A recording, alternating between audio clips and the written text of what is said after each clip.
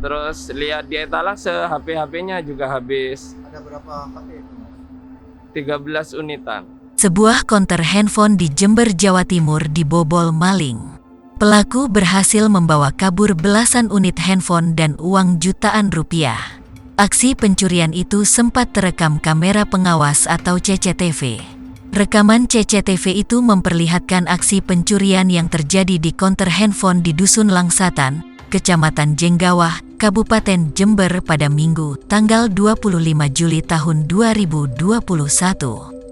Terlihat seorang pelaku mengambil telepon genggam, uang senilai 1 juta rupiah di dalam laci kasir dan puluhan bungkus rokok dagangan. Menurut pemilik konter, Hairil Walid mengatakan bahwa pelaku masuk konter dengan cara melubangi tembok konter hingga diameter 40 cm.